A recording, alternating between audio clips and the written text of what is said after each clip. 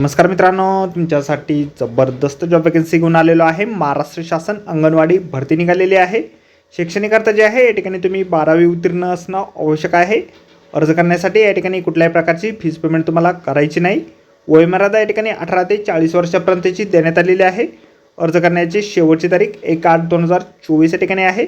अधिक माहिती जी आहे या ठिकाणी तुम्हाला वेतन किती दिलं जाणार आहे, तुम्हाला अर्ज कशा प्रकारे करायचा आहे, त्याचबरोबर इतर पात्रता तुमची काय लागणार आहे, अशी सर्व काही माहिती डिटेलमध्ये आपण आजच्या व्हिडिओमध्ये बघणार आहोत। तर व्हिडिओ शेवटपर्यंत नक्कीच बघा। त्याचबरोबर मित्रांनो, आपण जर आपल्या रॉयल कॉर्नर यूट्यूब चॅनलवरती जर नवीन असाल तर आपल्या रॉयल कॉर्नर यूट्यूब चॅनलला सबस्क्राईब करावं, बेल आयकॉन दाबायला विसरू नका। असेच नोकरी संदर्भातील नवीन अपडेट्स आपल्याला मिळत राहण्यासाठी।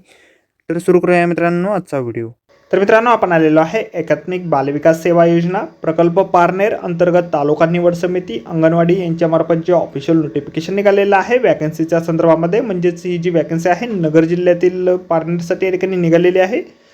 तर या ठिकाणी अर्ज जे आहेत 23/7/2024 पासून सुरू झालेले आहेत आणि 1/8/2024 पर्यंत शासकीय सुट्ट्या वगळून तुम्ही ऑफलाईन पद्धतीने अर्ज या ठिकाणी करू शकता।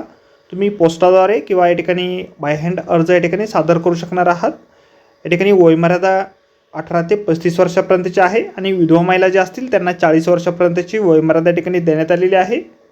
शैक्षणिक अर्थ जे आहे 12वी उत्तीर्ण तुम्ही असणं आवश्यक आहे। अर्जासोबत आपल्याला शैक्षणिक पात्रतेसंदर्भातील डॉक्युमेंट जे आहेत त्या ठिकाणी जोडायचे आहेत। या ठिकाणी अंगणवाडी मदतनीस या पदासाठी वॅकन्सी आहे। अनेक गावांसाठी या ठिकाणी वॅकन्सी निघालेली आहे। गावांमधील छोटे छोटे जे केंद्र आहेत त्यांसाठी ही वॅकन्सी या ठिकाणी आहे। स्क्रीनवरती आपण या ठिकाणी बघू शकता, भरपूर अशी मोठी वॅकन्सी या ठिकाणी निघालेली आहे। एकूण या ठिकाणी 32 गावांसाठी या ठिकाणी वॅकन्सीज आहे। अर्ज जे आहेत आपल्याला एकात्मिक बालविकास सेवा योजना प्रकल्प कार्यालय पारनेर जुनी पंचायत समिती पारनेर जिल्हा अहमदनगर या ठिकाणी द्यायचे आहेत।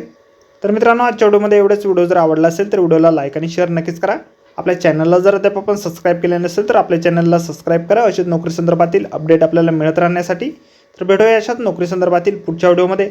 धन्यवाद मित्रांनो।